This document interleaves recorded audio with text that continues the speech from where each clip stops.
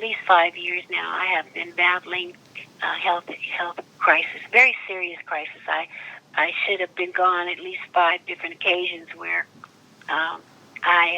doctors are scratching their head as to why I was still here.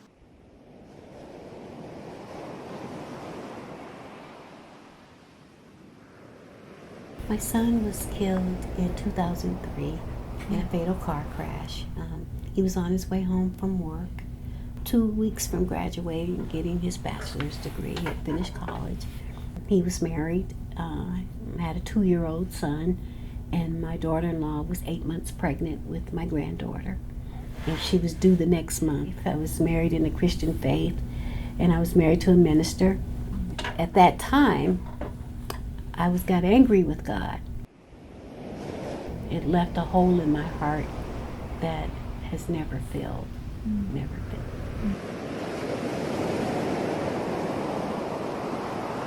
Originally, I am from California.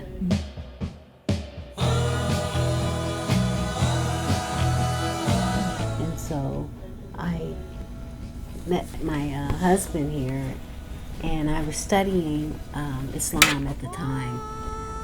Christianity offered some things, but some things I felt were still missing within my soul.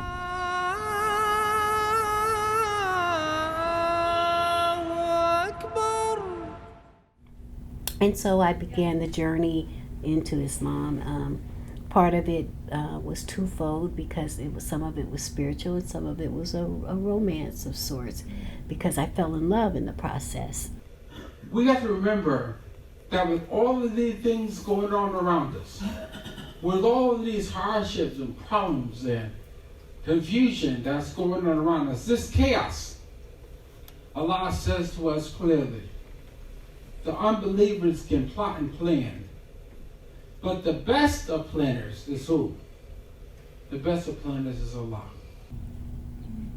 God is the source of our existence, the creation. We are His creation. And so I turn to God for everything. And it is through that I'm able to tell anyone else who finds themselves in a space of darkness that God will bring you to the light. Trust and believe. Allahu Akbar.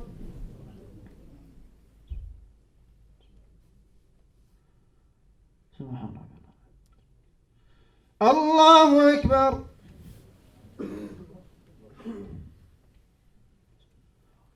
Allahu Akbar.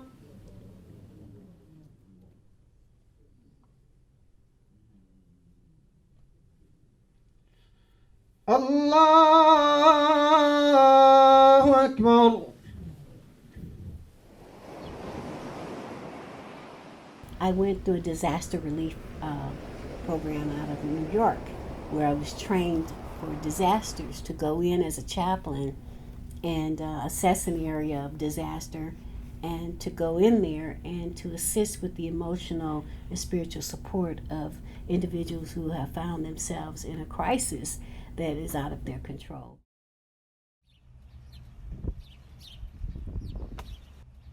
My husband and I were sitting and watching television, and the news came on that morning, and there was a gunshot. 9:40 a.m. Reports of gunfire at Sandy Hook Elementary. 18 children died in the school, were dead on the scene. 2 more were taken to the hospital and died there. And this headline from the Hartford Current right here says it all. Our hearts are broken, speaking for so many Americans today. Over 20 little children dead, more adults died after the worst shooting ever at a grade school. Here is what we know right now. And so 3 o'clock that following morning, which was a Saturday morning, 3 a.m., I found myself in the fire station of Newtown. Such a sad morning here in Newtown, Connecticut. I'm joined by Elizabeth Vargas in New York, and right behind me, the Sandy Hook Firehouse, where moms and dads came to learn about their children, many sleeping here through the night. And I could see the brokenness as I looked around the room and assessed the room.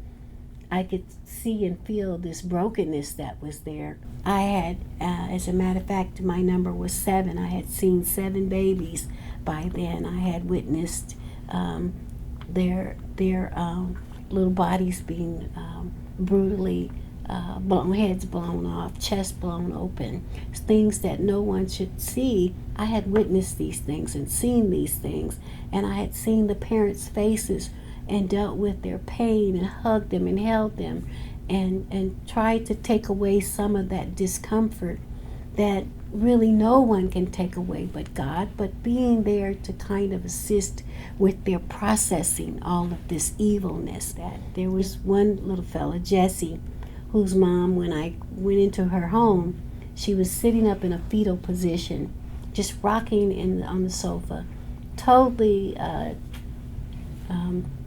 in just a daze of bewilderment. She wanted to talk about Jesse, and he was a little boy who wanted to be a soldier. Jesse did. She said he was often running around the house, pow, pow, pow, pow, pow, pow, because he wanted to be a soldier. She's sitting there, and she didn't know how she was going to be able to stand up and bury her child.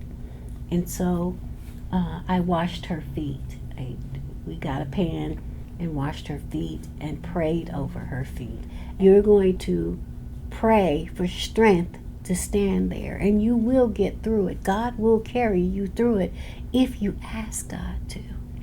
And she just could not see how she was going to make it through this.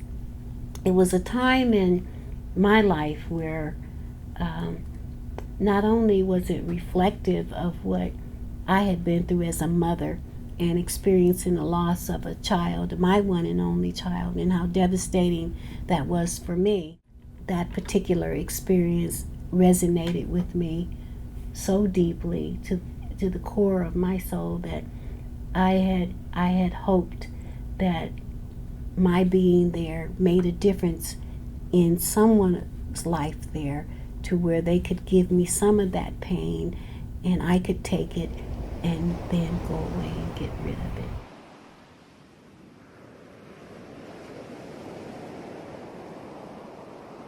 I dreamt that I was climbing this ladder from the earth on up into the atmosphere. I could see the stars. I mean, just as clearly as I could see the doorknobs there.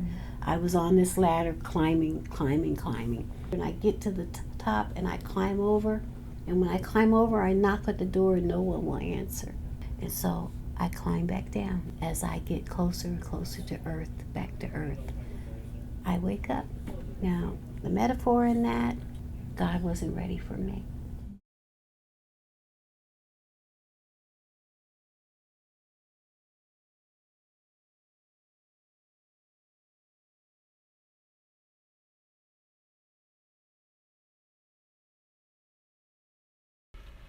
الله أكبر.